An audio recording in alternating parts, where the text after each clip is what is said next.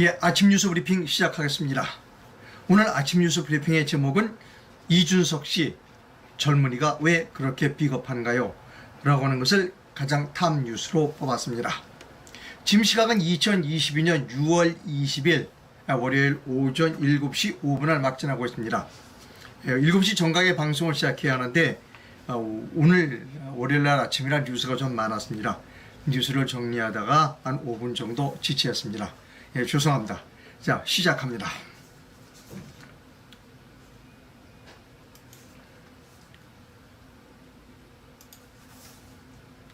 조선일보 보도입니다. 이르면 이번 주에 이준석 성상납 의혹과 관련된 국민의힘 징계위원회가 열릴 것이다 라고 하는 겁니다. 자, 기사의 주요 부분만 여러분께 읽어드립니다. 국민의힘 이준석 대표와 이양희 윤리위원장이 이 대표의 성상납 의혹 징계를 두고 정면 충돌했습니다. 앞서 윤리위는 지난 4월 21일 이 대표의 성상납 증거인멸교사 의혹에 대해 징계 절차를 개시했습니다.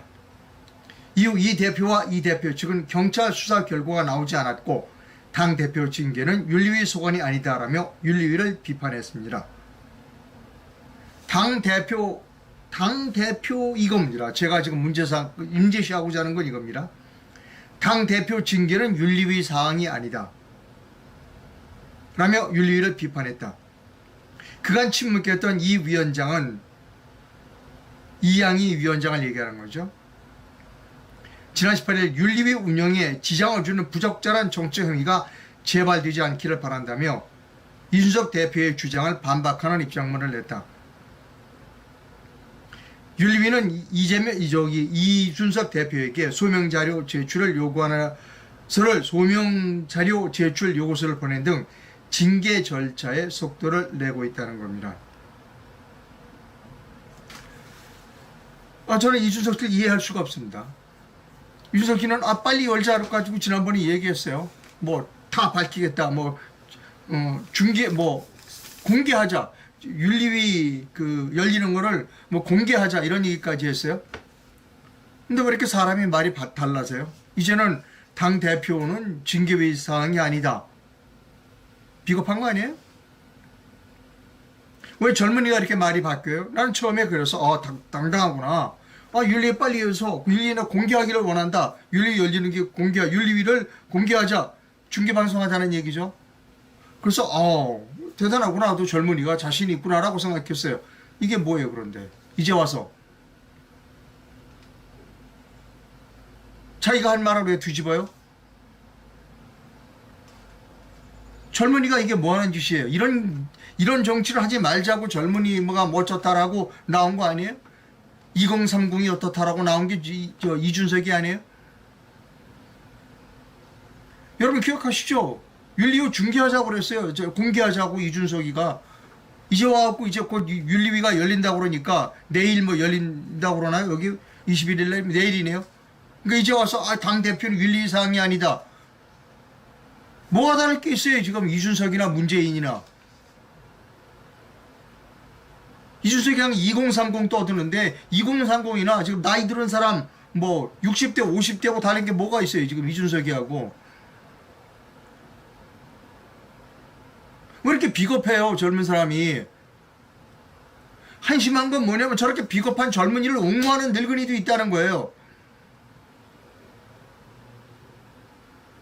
나이가 들었으면 젊은이가 비겁하면 당신 젊은이 잘못하고 있어 라고 따끔하게 얘기를 해주는 나이 든 사람이 없어요 우리나라에.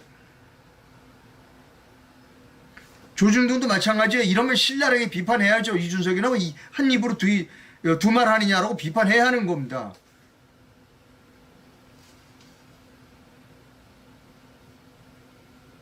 이준석이나 문재인이나 다른 게 뭐가 있어요? 한 입 가지고 두 마디 세 마디 하는 게 다른 게 뭐가 있어? 아무것도 없잖아요. 이준석이 뻑하면 2030이 어떻다고 얘기하는데 2030이 장점이 뭐냐? 그들은 정직하다는 거예요. 사회에 때묻지 않은 정직한 생각을 가지고 있는 게 2030이다 라고 많은 사람들이 생각하고 있는 거예요. 그런데 뭐예요 지금?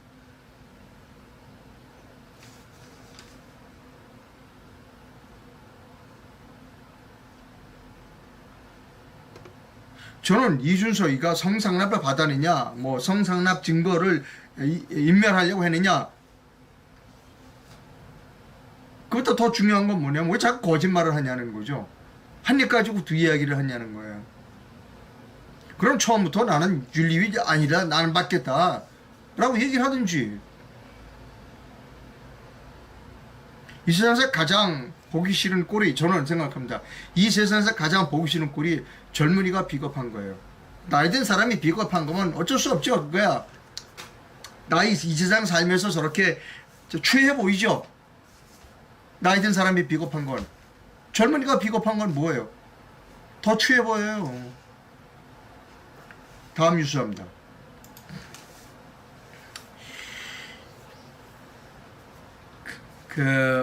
서해에서 피살된 공무원 관련 소식입니다. 동아일보에 이런 기사가 났습니다.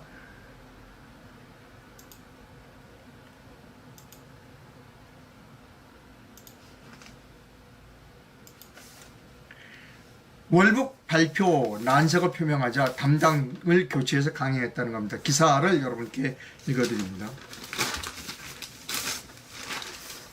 해양경찰청이 2020년 9월 서해 공무원 피살 사건을 두고 월북으로 판단된다는 중간 수사 결과를 내놓을 당시에 난색을 표하는 발표자를 교체하며 자진 월북 발표를 강행했던 것으로 밝혀졌습니다. 19일 동아일보 취재를 종합하면 2020년 9월 22일 북한군에 사살된 해양수산부 소속 공무원 이대준 씨 사건과 관련해 당시 관할서장인 신동삼 인천해양경찰서장은 당초 월북 가능성에 신중한 입장이었다고 했습니다. 신 서장은 사건 이틀 후 1차 브리핑에서 자진 월북 가능성을 배제할 수 없다고만 했습니다. 그런데 닷새 후 같은 달 29일 중간 수사 결과 발표 때 발표자는 윤성현 당시 본총수사정보국장으로 바뀌었습니다. 현재는 남해지방해양경찰청장입니다. 당시 윤 국장은 종합해 볼 때 실종자는 월북한 것으로 판단한다 하고 있다고 밝혔습니다. 복수의 해경 관계자는 신 서장, 원래 처음에 발표를 월북한 거 좀 신중하다라고 한 그 신 서장이 자진 월북을 단정하는 듯한 발표에 부담을 느꼈다고 증언했습니다. 한 관계자는 당시 퇴직을 앞둔 신 서장이 자진 월북 쪽으로 발표하는 것에 난색을 표명했다고 들었다. 이후 본청에서 상급 기관인 중부지방해양경찰청에서 발표하라고 했지만 중부청도 어렵다고 해서 본청에서 발표했다는 겁니다.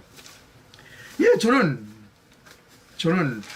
누구도 징계해야 되느냐 하면 일선서에서 이거 월북 힘들다라고 발표를 거부했는데 본청에서 나서서 그거 종합해 볼 때 실종자를 월북한 것으로 판단한다고 한 윤성현 당시 본청 수사정보국장을 수사해야 합니다.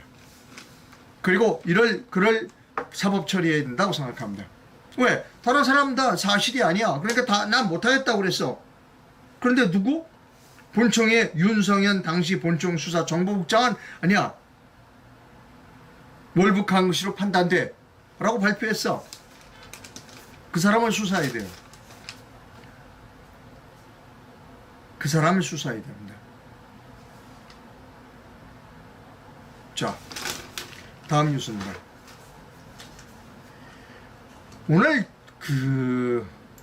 중앙일보에 재밌는 사설이 하나 실렸습니다. 논평이 하나 실렸습니다. 논평이 중앙일보에.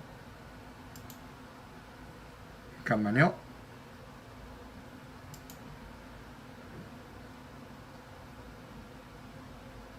요겁니다. 제목이 당해보니 시위소음 피해 알겠다는 겁니다. 주요 재밌는 부분만 읽어드리겠습니다. 중앙일보 김정하 씨가 작성한 해설 기사입니다. 5년 전으로 돌아가보자. 2011년 10월부터 넉 달 동안 MB 전 대통령이 서울 논현동 자택 앞에서 진보단체의 MB 구속 촉구 집회가 매일 밤 벌어졌다. 그런데 얼마 전 문 전 대통령의 딸 다혜 씨가 양산 시위에 불만을 표시하며 집안에 갇힌 생쥐꼴이다. 창문 줄 수 없다고 한탄했는데 5년 전은 되돌아가 보자. 5년 전 MB 신세가 딱 그랬다. 실제로 당시 진보단체 회원들은 MB를 향해 GXX 라며 욕설을 퍼부으며 각종 인신공격성 이벤트를 벌였다. 영산강에서 직접 퍼왔다는 녹조물을 자택 대문에 뿌리는 일도 있었다. 당시 민주당에서는 MB 사저 시위를 마입했다는 이야기를 들어보지 못했다. 오히려 일부 민주당으로는 직접 시위에 동참해 MB 공격을 독려하기도 했다. 문명국가에서 우리가 당했으니 너희도 당해보라는 식의 보복에 찬성할 수는 없는 노릇이다. 증오의 확대 재생산은 필연적으로 사회를 황폐하기 때문이다. 그럼에도 MB의 고통에 무관심했던 민주당이 문 전 대통령의 수모 덕분에 현행 집회 시위 문화의 문제점에 눈뜨게 됐다면 그건 부분적으로 역사의 발전이라고 생각한다. 진작부터 알았다면 더 좋았겠지만 이런 일들은 반드시 자신들이 체감해봐야 알게 되는 법이다라는 겁니다. 뭐 이제 전직 대통령 앞 뭐 시위 금지법 이런 걸 만든다고 그래요. 저는 사과를 먼저 해야 된다. 민주당이 사과를 먼저 해야 된다는 겁니다. 저는 사과를 하지 않는 사람은 올바른 사람이 아니라는 데 신이 아니잖아요. 지금 문지다 하는 꼴을 보면 옛날에 자기들이 잘못한 거는 사과 하나도 안 해요. 민주당 요새 뭐라고 그러냐. 왜 저기 정치 보복하느냐 그러죠. 그러면 먼저 이야기를 해야죠. 예, 우리가 집권했을 때 솔직히 우리가 정치 보복했습니다. 그런데 지금부터는 하지 맙시다 라고 솔직히 아프면 사과를 해야 되는 겁니다. 안 하잖아요. 저는 사과를 하지 않는 사람은 믿을 만한 사람이 못 된다. 오만하고 불순하며 같이 살아갈 수 있는, 이 사회에서 같이 살아갈 수 있는 사람과 같이 살아갈 수 있는 집단이 아니다 있는 겁니다.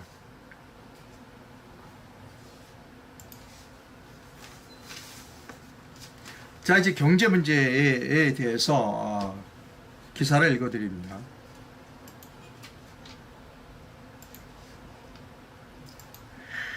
일본 저금리 와이 외 중국도 위안화 약세라는 기사인데요. 중앙일보 기사입니다. 제가 이 기사를 여러분께 잠깐만 읽어드리고 해설을 좀 해드리겠습니다. 거세지는 각국 중앙은행의 긴축 행보 속 역주행으로도 보이는 일본 은행이 한결같은 것은 시장의 불안을 자극하고 있다. 24년 만에 가장 낮은 수준으로 떨어진 엔화 가치 때문이다. 엔화값은 그야말로 자유 낙하 중이다. 지난 13일 엔화값은 달러당 135.6엔까지 미끄러 내렸다. 1998년, 여러분 1998년이 뭔지 압니까? 한국의 IMF 외환 위기가 왔을 때가 1997년 말입니다. 1998년 이후 가장 낮은 수준이다. 엔화 가치는 소위 구로다 라인으로 불리는 엔화당 125엔을 진작 넘어서 약세를 이어가 올해만 14% 정도, 최근 1년 사이에 19%가량 하락했다. 많은 사람들이 이제 미국이 금리를 올리니까 일본도 금리를 올 것이라고 생각했다. 그런데 천만의 말씀, 일본은 거꾸로 가고 있다. 천만의 말씀. 기대외에는 여지없이 무너졌다. 일본은행은 금융 완화와 엔조로 투자를 늘리고 기업 실적 개선을 통한 임금 인상과 소비 확대로 물가가 오르는 선순환을 기대하고 있다. 그래서 일본은 계속해서 엔조로 간다는 겁니다. 자, 제가 이 기사를 소개해드린 이유가 있습니다.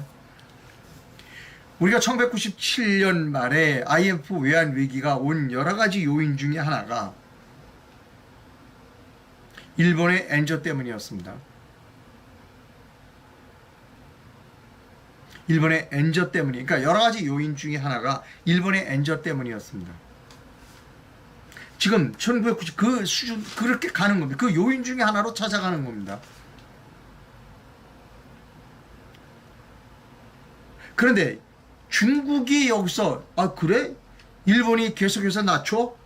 그럼 화폐 가치를 낮춰? 우리도 낮출 거야 라고 중국이 만약에 여기에 중국 위안화 약세에 가담하면 우리는 직격탄입니다. 한국 경제가 지켜봐야 할 것이 있습니다. 물론 증권도 지켜봐야 되고 증시도 지켜봐야 되지만 한국 경제가 지켜봐야 일본과 중국의 움직임을 지켜봐야 된다는 겁니다. 왠지 아십니까? 일본과 중국은 우리하고 수출 경합 품목이 상당히 많습니다. 지금 현재 우리나라가 무역 흑자국이 아니라 무역 적자국입니다. 무역 적자의 폭이 굉장히 가파라요. IMF 수준으로 지금 육박하고 있습니다.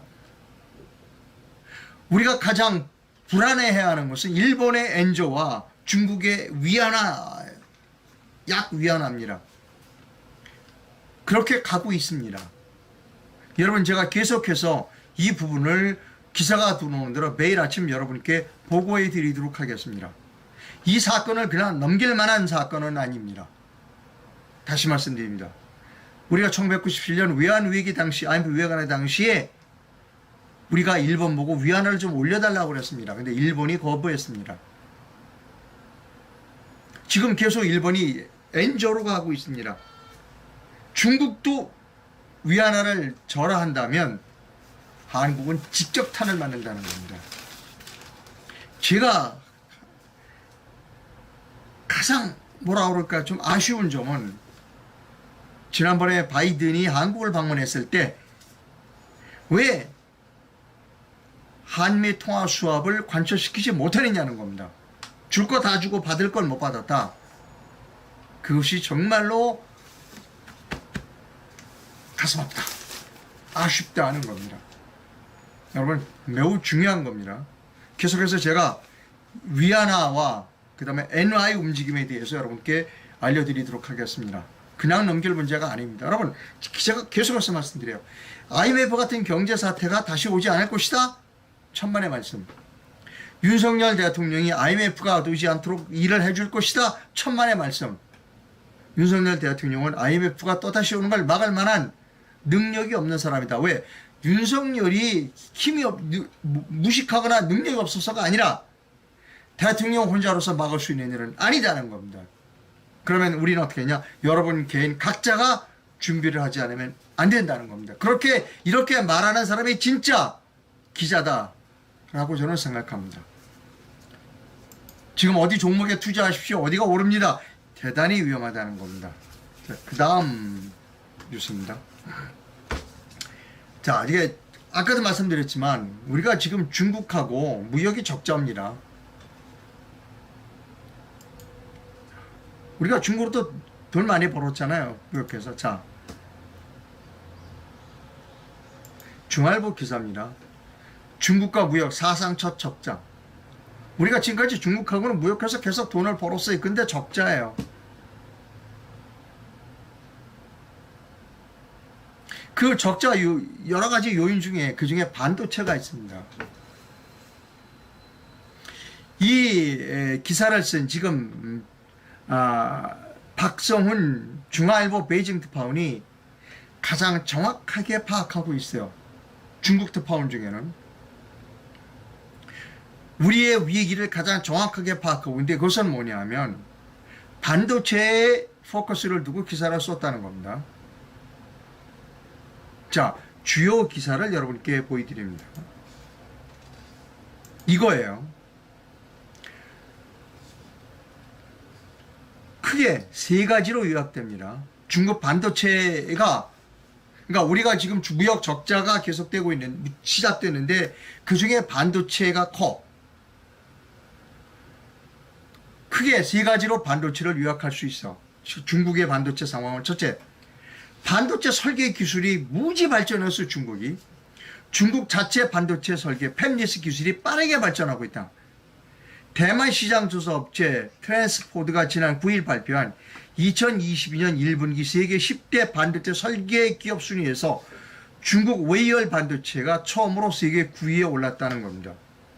미국 퀼컴, 엔비디아, 브로드컴, AMD 등 쟁쟁한 글로벌 기술 기업 대열에 항매했다는 겁니다. 제가 이 중앙일보 기자가, 중앙일보 특파원이, 박성희 특파원이 가장 지금의 한국의 위기를 정확하게 보고 있는 기자다라는 겁니다. 자, 제가 여러 번 말씀드리는데요. 우리가 지금 반도체로 먹고 살았어요. 자동차 이런 걸로 먹고 살았죠. 반도체, 자동차, 철강, 그 다음에 석유화학 이런 걸로 먹고 살았어요. 근데 우리가 착각해서는 안 될 게 있어요. 착각. 반도체 산업, 삼성전자 그러니까 첨단 IT, 첨단 산업이라고 생각했던 거예요.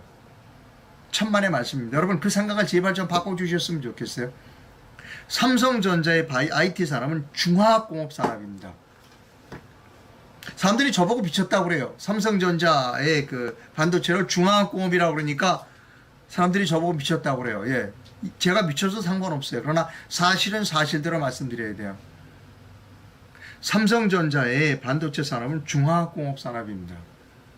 즉 공장이 없으면 커다란 엄청난 투자를 해서 공장을 만들지 않으면 물건이 나올 수 없는 중화학공업 산업입니다. 반도체, 그 다음에 포철 같은 그 철강, 그 다음에 현대자동차, 기아자동차 같은 그런 자동차, 그 다음에 이 석유화학 제품 다 중화학공업 산업입니다. 왜? 커다란 공장을 져야 돼요. 커다란 공장을 그 훌륭한 공장을 져야만 물건이 막 나와. 좋은 물건이. 그것을 중화학공업 산업이라고 얘기합니다. 근데 중화학공업 산업을 일으킨 사람이 누구다? 박정희예요. 지금 우리가 지금까지 잘 먹고 이제 세계 10위 경제권이 될 수 있었던 이유는 박정희 대통령이 만들어 놓은 중화학공업 산업으로 지금까지 잘 먹고 잘 살았어요. 그런데 이제 문제는 뭐냐면 한계에 달했다는 겁니다. 중화학공업으로는 먹고 살기가 한계에 달았어요. 그럼 뭘로 가야 되느냐? 이제부터 첨단 산업으로 가야 되는 겁니다. 첨단 산업으로. 그러니까 여러분 계속 제가 말씀드려요. 삼성전자의 반도체 산업은 중화학공업 산업이다. 근데 사람들이 잘 모르고 첨단 산업입니다. IT 산업입니다. 라고 얘기를 했어요. 속였어요. 천만의 말씀. 천만의 말씀. 삼성전자의 우리나라의 반도체 산업은 중화학공업 산업이에요. 며칠 전에 윤석열 대통령이 야 반도체 그 인력이 부족하잖아. 교육부 뭐하고 있어? 그 인력을 교육부에서 길러주게 지원해줘야 돼 라고 얘기한 건 미안하지만 중화학공업 산업에 인력을 공급해라 라고 하는 겁니다. 윤석열 대통령도 아직도 삼성전자가 중화학공업 산업이라는 것을 모르고 있어요. 아니 알고 있죠. 하지만 앞으로 가야 될 산업은 중화학공업 산업이 아니라 진짜로 첨단 산업, IT 산업으로 가야 한다는 거예요, 여러분. 자, 여러분. 이 기사 다시 보여드릴게요. 중앙일보 기사를 다시 보여드릴게요. 중국이 지금 크게 무엇이냐. 반도체 설계 기술이 늘어나고 있다는 겁니다. 중국 자체 반도체 설계, 팹리스 기술이 빠르게 발전하고 있다. 10대 기업에 끼지도 못했는데 이제 부등에 올랐다. 퀼컴, 엔비디아, 브로드컴, AMD 등 쟁쟁한 글로벌 기술 기업에 합류했다. 이것이 중국의 가장 큰 변화다. 그런데 우리나라는 미안하지만 반도체 설계에는 명함도 아직 못 내밀고 있다는 겁니다. 반도체에 대해서 제가 조금 설명을 드립니다. 이 팹리스라고 하는 것은 Fabrication LESS, 제조가 없다는 겁니다. Fabrication, 제조 없는 반도체 산업은 설계만 하는 겁니다. 우크라이나에서 지금 미사일, 제블린 미사일 이거 다 날아갈 때의 미사일의 80%는 반도체 값입니다. F-35 80%는 반도체 값이에요. 그거 설계만 해요. 근데 그 설계는 혼자 못해. 수십 명, 수백 명, 수천 명이 몰려들어야 그 설계를. 옛날에 한두 명이 할 수 있었어요. 그러나 지금은 점점 복잡해지기 때문에 그런 설계를 할 때 수십 명, 수백 명, 수천 명이 모여야 돼요. 여러분 착각하면 곤란해요. 제가 이런 방송을 계속해 드리니까 이상록 기자 당신 잘 모르고 하는데 우리가 패브리케이션 리스, 팹리스 반도체 설계로 가면 우리가 많은 사람을 고용할 수 없어 라고 얘기하시는데 그분은 잘 모르시는 분입니다. 반도체 공장에는 사람을 별로 고용할 수가 없어요. 공장은 자동화되어 있어요. 중화학공업은. 그런데 이제 소프트웨어 산업은, 설계 산업은 옛날에는 한 사람 내지 두 사람이 했지만 지금은 복잡해서 그게 안 돼요. 수백 명, 수천 명이 모아야만 반도체를 하나를 설계할 수 있어요. 이게 반도체의 설계 산업의 특징입니다. 점점 더 그렇게 가요. 따라서 우리나라처럼 고급 인력을 먹여 살 수 있는 사업은 어디다? 반도체 설계 사업이에요. 소프트웨어 산업입니다.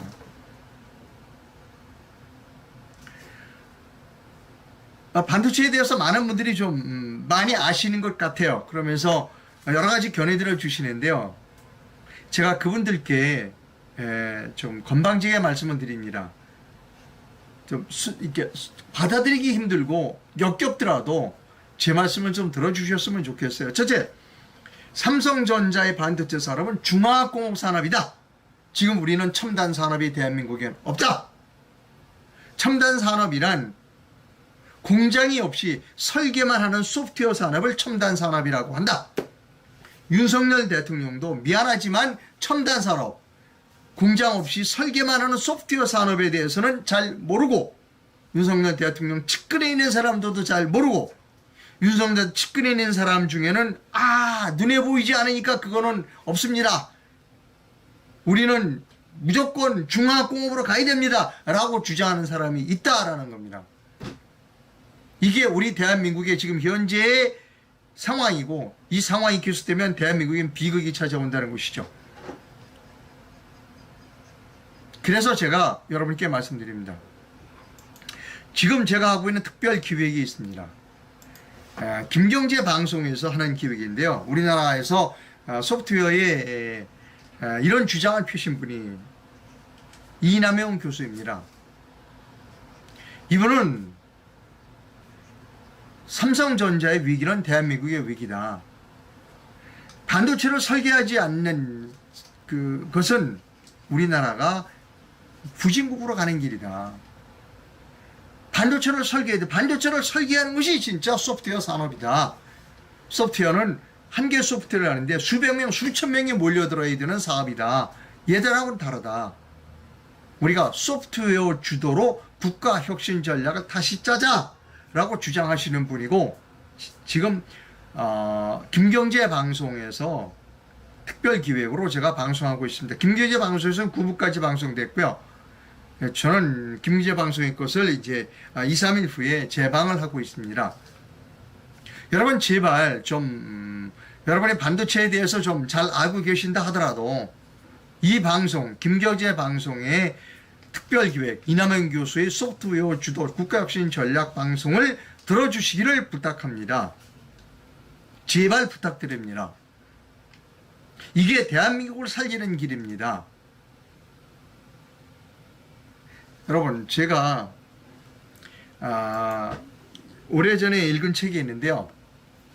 일본의 예산성 국장이 쓴, 일본 예산성의 국장이 쓴 책인데요. 속았다. 속았다. 일본 예산성 국장이 썼어요. 속았다. 우리 지금 일본이 잘 나간다. 수출이 잘 되고 뭐는데 속았다. 깜짝 놀랐어요. 일본 한참 수출 잘 될 때입니다. 그런데 속았다는 겁니다. 왜? 2차 대전이 끝나고 서부 사람, 미국 사람들은 알았다는 겁니다. 이게 소프트웨어 산업으로 간다. 그래서 하드웨어 산업인 조선, 철강, 그 다음에 석유화학 산업을 전부 일본에 팔아먹었다.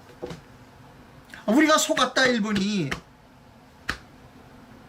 소프트웨어 산업으로 간다는 걸 알았어야 되는데 그걸 모르고 속고 그냥 다 맞아가지고 지금은 우리가 잘 팔아먹고 있는데, 자동차 이런 거 잘 팔아먹고 있는데 이제 곧 일본이 위기가 닥친다 라고 일본의 예산성 국장이 책을 썼어요. 그걸 제가 소개해드린 일이 있습니다.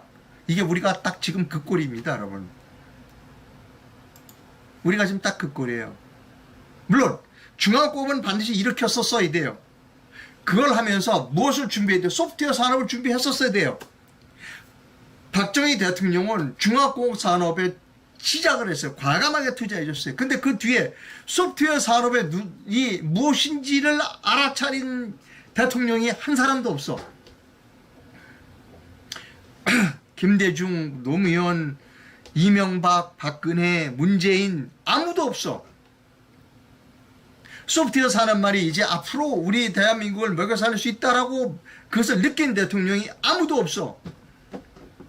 그래서 제가 이 특별 기획을 하는 겁니다. 제가 윤석열 대통령을 비난하기 위해서, 비난해서 뭐 하겠어요? 윤석열 대통령을 비난하기 위해서 이 방송을 하는 게 아니라는 겁니다.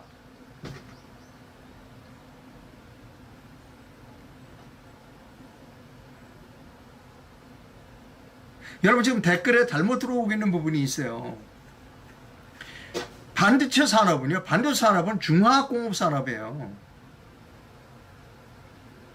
소프트웨어 산업으로 가야 돼요.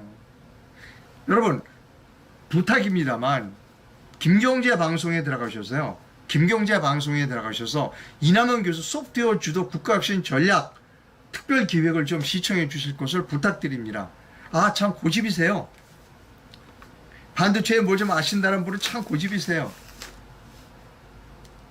제가 정리 여러 번 해드리잖아요.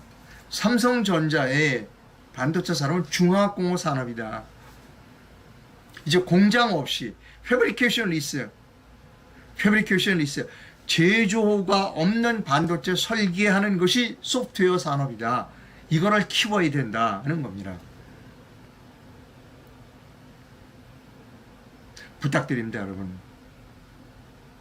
이 특별기획 방송을 꼭 시청해 주시기를 부탁드립니다. 우리는 소프트웨어 산업으로 가지 않으면 이 고급 인력을 점점 어디에 인력이 필요하다? 소프트웨어 산업으로 필요해요. 근데 고급 인력들이나 전부 우리나라 고급 인력을 해소할 수 있는 것은 소프트웨어 산업밖에 없다. 그리고 이것이 부가 산업이다 하는 겁니다. 자, 여러분 여기서 도표 하나 보여드립니다. 이게 세계 10대 반도체 설계 기업 매출을 표시한 표입니다. 오늘 중앙일보인데요. 퀼컴, 여러분 퀼컴 아시죠? 엔비디아, 여러분 아실 겁니다. 브로드컴, AMD, 미디어텍, 마벨, 노바텍, 리얼텍, 웨이얼, 다이얼로그. 여기 한국 기업이 있나요? 없어요. 한국은 1%도 이 반도체 설계에 시장 매출이 되질 않아요. 이게 소프트웨어 산업이에요, 여러분. 반도체 설계 산업이 소프트웨어 산업입니다. 지금까지 중국이 안 꼈는데 중국이 웨이얼이 지금 9위에 껴들어갔어요. 중국이 왜 지금 미국으로부터 보복을 당하고 있는지 아나요? 야, 너도 소프트웨어에 들어오지 마. 이 중국이 소프트웨어에 들어오면 문제가 심각한 게 뭐냐면 중국은 여러분 우리가 중국을 과소평가하지 마세요. 한자를 만든 나라가 중국이에요. 세계 4대 문명을 한 데가 중국. 중국 사람의 머리는 뛰어나요.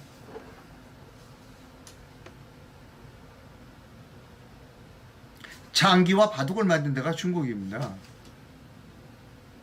중국 사람들이 이 소프트웨어 산업에 들어가면 미국을 훨씬 뛰어나면 그것이 두려운 거예요. 미국은 이미 많은 사람들이 알고 있어요. 중국은 조만간 이 소프트웨어 산업 머리로 중국을 이길 것이다 라고 하라고 많은 사람들이 예견하고 있어요.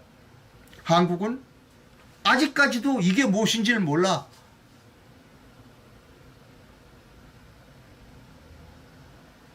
이게 현실입니다. 이런 얘기도 있어. 이런 사람도 있어. 아니 우리가 여기는 껴들지 말자. 이 소프트웨어 우리는 그냥 제조만 하자. 만들기만 하자. 그러면 여러분 우리는 앞으로 영원히 조진국이 못 돼요. 우리가 여러분 지금 삼성전자의 그 반도체 중화공업 산업이고 현대자동차 잘 나가고 그 다음에 조선 세계에서 1등이잖아요. 할 수 있어요. 우리는 박정희 대통령이 그걸 만들어줬어요. 그럼 우리가 앞으로 대통령은 뭐 해야 되냐? 예, 소프트웨어 산업에서도 세계 앞서갑시다. 우리 대한민국 사람이 머리 좋잖아요. 라고 치고 나와야 된다는 거예요. 그런데 비관론자들이 있어요. 어떤 비관론자들이 있느냐? 답답해요. 그런 사람들 때문에. 여기에 도전하면 안 돼요. 이런 사람한테 도전하면 제조업도 뺏겨요. 라고 얘기하는 사람이 존재해요.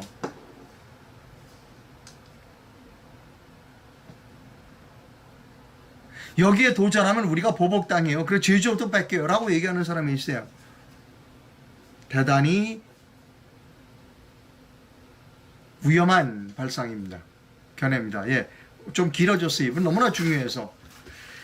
자, 그 다음에 또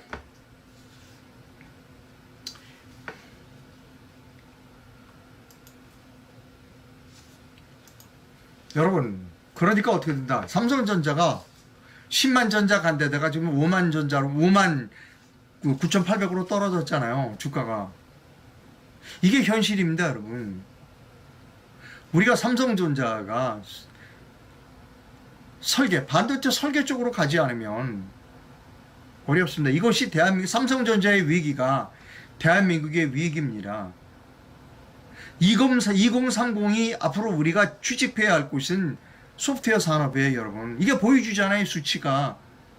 이재용이 혼자 돌아다니면서, 이재용 부회장 혼자 돌아다니면서 아무리 애를 써봐야 그건 안 돼요. 왜? 소프트웨어 산업을 만들어줄 수 있는 것은 정부예요.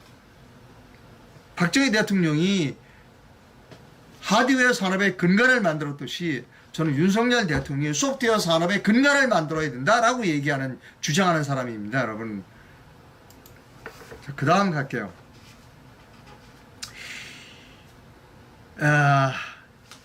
최저임금 얘기를 좀 해야 되겠는데요.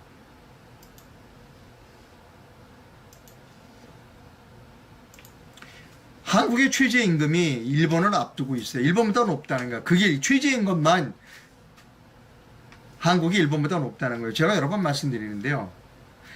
제발 최저임금이나 주 55시간 이런데 중앙정부가 나서지 않았으면 좋겠어요. 내버려 두세요. 지방정부가 알아서 하도록 지방자치하네요. 어떤 지방자치단체에서는 우리는 최저임금 필요 없어요. 우리 주 55시간 필요 없어요. 라는 단체가 나올 거예요. 그럼 공장이 그걸로 몰려가요. 내버려 두세요. 지역별로 다르고 업종별로 다르요. 그러니까 우리가 시스템을 바꿔야 돼요. 예, 여러 번 말씀드렸으니까 오늘은 그냥 넘어갑니다. 그 다음에요.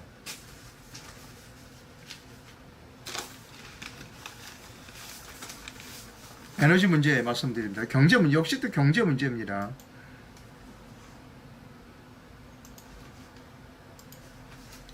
고금리, 고물가에 가스관 잠그는 러시아, 유럽이 코너에 몰렸다. 유럽의 환경에 좀 일찍 눈을 떴죠. 독일 같은데. 그래서 원자력 발전 안 하고 가스를 러시아에 의존했죠. 그래서 당하는 거예요. 우리나라가 지금 원자력 가지고는 안 돼요. 저는 우리나라 에너지의 100%, 120%를 원전으로 생산해야 된다고 생각해요. 우리는 LNG 이런 거 안 나잖아요. 우리가 사는 길은 원자력 발전이에요. 우리가 원자력 기술이 상당히 뛰어나요. 원자력 발전소 저는 더 많이 만들어야 돼요. 중국이 원자력 발전소 지금 얼마나 만들죠? 중국 서해안에 쭉 원자력 발전소 벨트예요. 우리나라 원자력 발전소가 위험한 게 아니라 중국의 원자력 발전소가 위험합니다, 여러분. 영화 한 편 보고 찔꺽찔꺽 울면서 원자력 발전소 없앤 사람이 있어요. 그 사람 때문에 지금 어떻게 된다고 전기료가 지금 곧 오른다는 거 아니에요. 저는 자원이 없는 우리나라에서는 솔직해져야 된다. 우리나라 에너지의 100%를 원자력에 의존해야 된다. 전기 자동차도 지금 가잖아요. 자동차도 전기로 운영하잖아요. 에너지를 남에게 의존해서는 안 돼요. 원자력은 우라늄 많아요. 미리미리 수입해두면 돼요. 그리고 원자력 발전소에 쓰는 플루토늄은 다시 재활용도 가능해요. 일본은 플루토늄 지금 계속 끌어모으고 있어요. 왜? 플루토늄으로 발전할 수 있으니까. 여러분, 우리는 현실을 분명히 인정해야 돼요. 유럽도 지금 고통당하고 있잖아요. 우리는 에너지 100% 이상을, 한국에 필요한 에너지의 100% 이상을 저는 원자력에 의존해야 된다라고 생각합니다. 다음 뉴스 갑니다.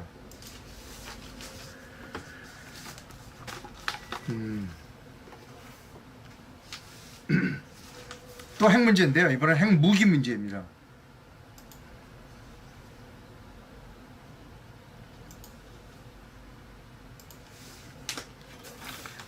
동아일보 기사입니다. IAEA하고 IAEA의 사무총장이 17일 날 동아일보와 화상 인터뷰를 했습니다. 그때 뭐라고 하냐면 북한이 상상 가능한 모든 분야에서 핵을 개발하고 있다. 핵무기를 다용한다는 겁니다. 북한이 핵 활동이 동시자발적으로 진행되고 있으며 이를 통해 핵무기 준비 태세를 강화하고 핵무기를 다용할 것이다 라고 IAEA가 파악하고 있습니다. 일부 직무는 북한이 우리가 찾아낸 것보다, IAEA가 찾아낸 것보다 더 많은 핵시설을 보유하고 있을 가능성도 있다. 그래서 지금 세계 핵질서가 중요한 변화를 맞이하고 있다. 북핵 문제 등 동시다발적 위기가 핵질서에 영향을 미치고 있다. 일부 국가들이 핵무기를 보유하는 데 관심을 보이고 있다. 누가 지금 얘기하고 있다. IAEA 사무총장이 얘기하고 있어요. 일부 국가들이 핵무기를 도입하는 데에, 핵무기를 갖는 데에 관심을 보인다. 한국과 일본, 대만에서 자체 핵무장이나 전술핵 도입론이 부상하고 있는 상황에서 이런 이야기를 했다는 겁니다. 저는 주장합니다. 우리도 핵무기 가져야 돼요. 방법론으로 저는 일본과 군사동맹을 맺어야 한다고 생각합니다. 공개적으로 일본과, 그리고 공개적으로 일본과 핵무장을 하겠다고 선언해야 합니다. 그리고 그것을 국제사회로도 인정을 받아야 한다는 겁니다. 우리 혼자 핵개발하겠다는 것보다는 일본과 공동으로 하겠다고 하는 것이 훨씬 전략상 유리합니다.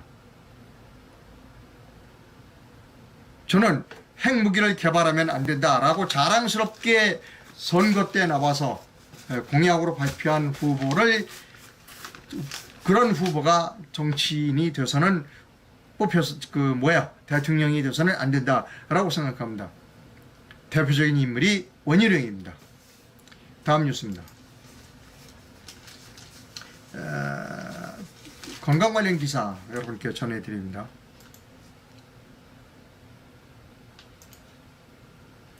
좀 난리가 났어요 지금. 이 기사는 조선일보 기사인데요. 조선일보뿐만 아니라 다른 모든 신문에 다 났습니다. 백내장 수술을 받은 환자들에게 일괄적으로 입원 치료를 인정한 실손보험금을 지급하면 안 된다는 대법원 판결이 나왔다. 실손보험 가입자가 백내장 수술비 상당액을 지급받지 못하는 유사 사례가 속출할 것이다. 그동안 백내장 수술에는 입원 치료를 전제로 하는 포괄수가제가 적용돼 실제 진료 내용과 상관없이 입원 치료가 인정되어 왔다. 입원 치료는 5천만 원, 통원 치료는 하루 25만 원까지 받는 상품에 가입했던 A씨는 현대해상에서 입원 치료에 해당하니 보험금 684만 원을 달라고 했지만 A씨가 현대해상에 그렇게 얘기했어요. 나는 입원 치료를 받았다. 보험회사는 입원 치료가 아니라 당신은 통원 치료를 받았다 라고 합니다. 기사를 끝까지 읽어드리진 않겠습니다. 좀 복잡하고 깁니다. 실손보험에 가입을 해서 백내장 수술을 받으려고 하시는 분은 이 부분에 대한 기사를 찾아서 검색을 해서 읽어보시기 바랍니다. 그리고 백내장 수술을 받기 전에 보험회사로부터 내가 이런 수술을 받을 텐데 얼마까지 보상해 줄 수 있느냐 이것을 다시 한번 확인해 주시기를 부탁드립니다. 자, 이제 조금 밝은 뉴스를 전해드릴까요?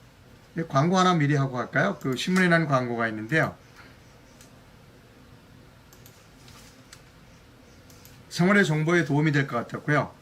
문화체육관광부와 한국관광 협중앙회가 시행하는 겁니다. 관광진흥 개발 융자 금을 드린다고 합니다. 뭐 조건은 좋은 것 같아요. 기준금리가 2.34%. 그런데 중소기업은 0.75% 우대금리를 적용하겠다. 호텔업계는 1.25% 우대금리를 적용하겠다라고 하는 겁니다. 문화체육관광부 또 한국관광협회 중앙회의 그 홈페이지에 접속하셔서 관심이 있으신 분들은 관광진흥개발기금 융자를 받으시는 것도 어떨까라고 생각합니다. 금리가 상당히 싸네요. 어차피 관광 이야기니까 오늘 신문에 난 관광 관련 기사 2가지를 여러분께 소개해 드립니다.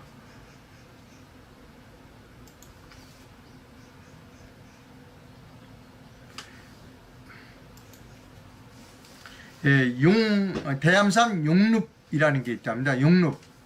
그래서 내린천까지 인재로 숨 쉬는 자연만으로 오세요라고 하는데요.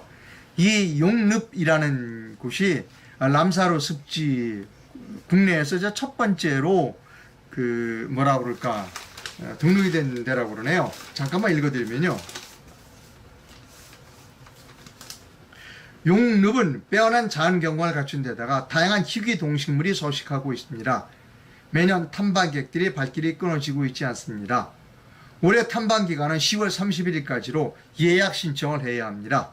인제군 대암산 용룹 홈페이지 다시 말씀드립니다. 인제군 대암산 용룹 홈페이지 인제군에 뭐 그 홈페이지 들어가시면 아마 나오겠죠.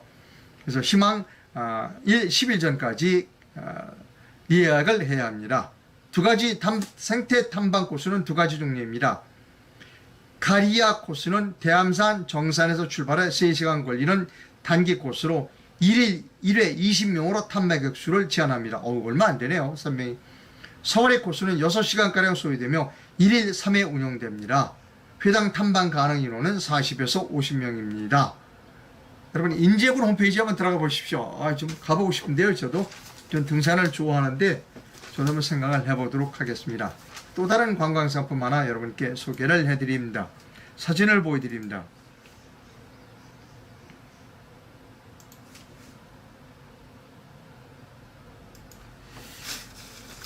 이게 그 라벤더입니다. 동해 무릉별 유촌지 라벤더 정원이라고 합니다. 그 원래 폐광산이었다고 그래요. 폐광산인데 이렇게 라벤더를 심어가지고 이건 뭐라고 그러죠? 보라색이라고 그러나요?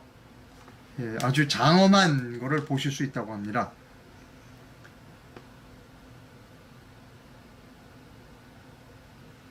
강원 동해시입니다.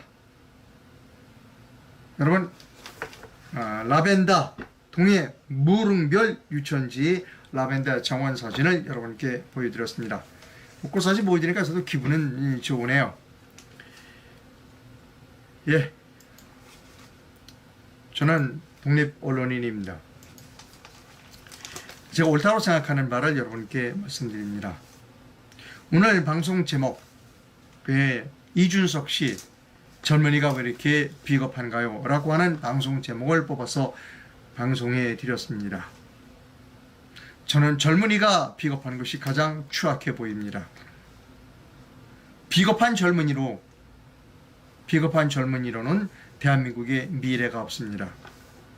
비겁한 젊은이가 당 대표로 있는 정당은 미래가 없는 정당입니다.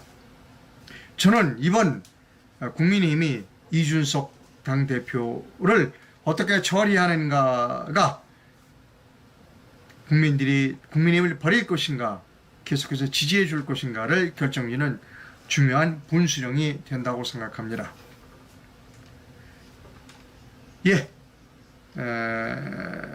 여러분께 후원 부탁드립니다. 저는 광고가 붙지 않습니다. 제가 독립언론의 활동을 의욕적으로 할 수 있기 위해서는 큰 금액은 아니지만 적은 금액의 전주도 후원도 부탁드립니다. 예, 상업 광고에 가겠습니다.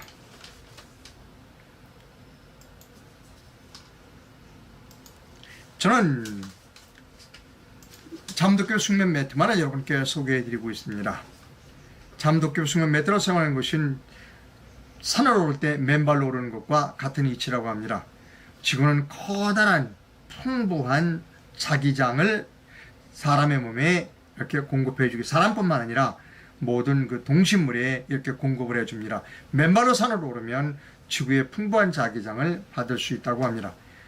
잠도교 숙면 매트 안에는 호남 지방에서 나는 천연 자기장 광물질이 가득 들어가 있습니다. 어제 어떤 분이 광고를 하고 있는데 댓글을 보내주셨어요. 자기 쓴 지 1년 됐는데 너무나 훌륭합니다. 그리고 자기는 이 안대인데요. 안대를 낮에도 이렇게 목 뒤에다가 잘 때는 눈에다 대고 자지만 낮에 돌아다닐 때도 이 안대를 목에다가 이렇게 걸친답니다.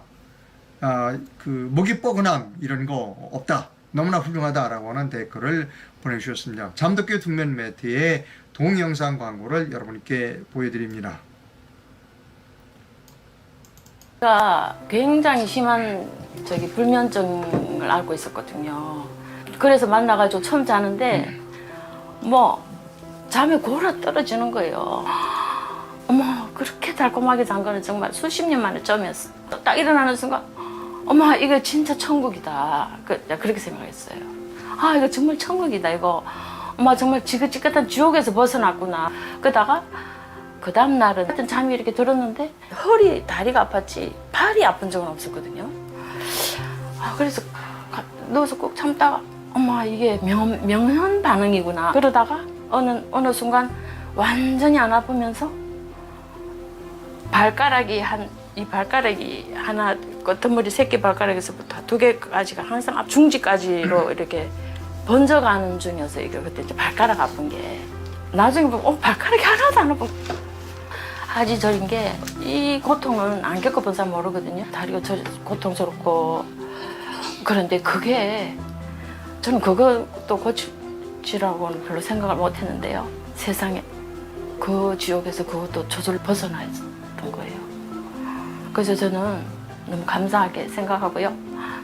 저 같은 사람이 정말 지옥에서 벗어났으면 좋겠어요. 저는 정말 지옥에서 벗어났다고 생각해요. 좀 이런 제품이 다 있나. 정말 너무너무 하여튼 우리 감사합니다. 예, 잠도교 숙면 매트의 동영상 광고를 시청해 주셔서 대단히 감사합니다. 댓글이 아주 많이 들어와 있는데요. 몇 가지만 소개를 해드리겠습니다.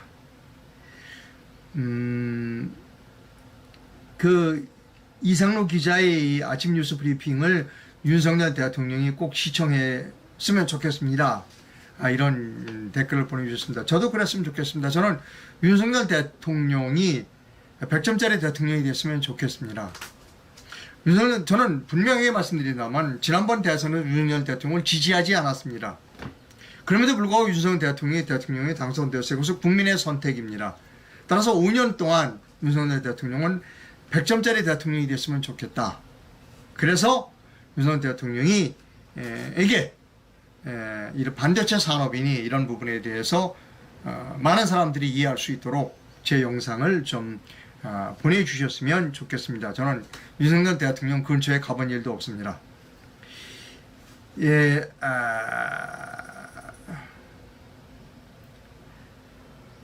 특별기획 대단히 훌륭합니다. 열심히 시청하고 있습니다. 라고 말씀하시는 분이 계십니다. 특별기획 여러분 꼭 시청을 부탁드립니다.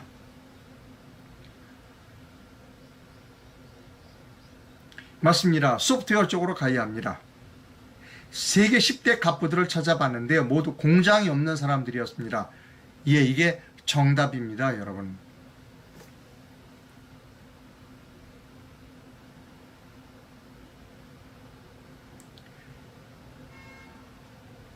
당연하죠. M1과 같은 칩 속에 메모리가 들어갑니다. 점점 소프트웨어 설계 아이디어가 필요하게 되었습니다.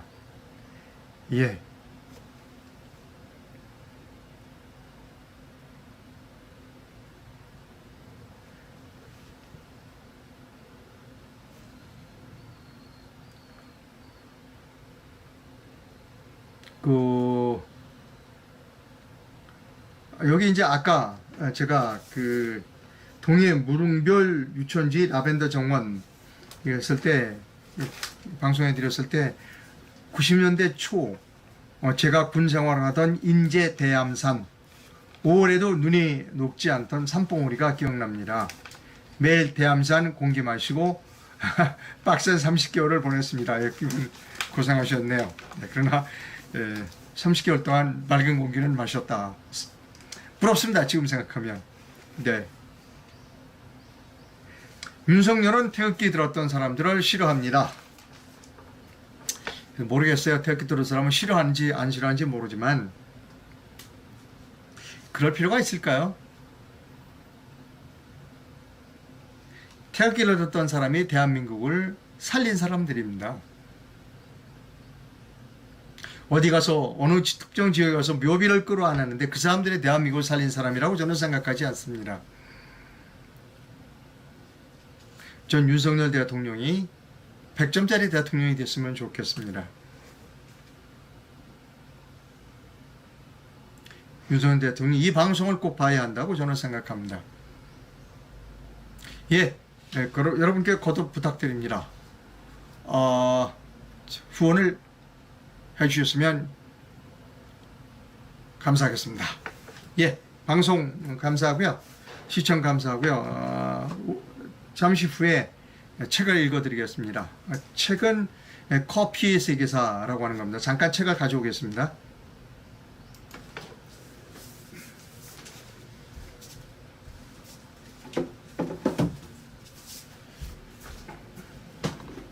여기 책장에서 책을 꺼내 갖고 왔고요. 제가 토요일날 샀습니다. 세계사를 바꾼 커피 이야기, 이 책입니다. 커피를 통해서 세계사를 보는 겁니다. 너무너무 재미있는 겁니다. 9시에서 10시 사이에 방송을 해드리도록 그렇게 하겠습니다. 이따 뵙겠습니다. 감사합니다.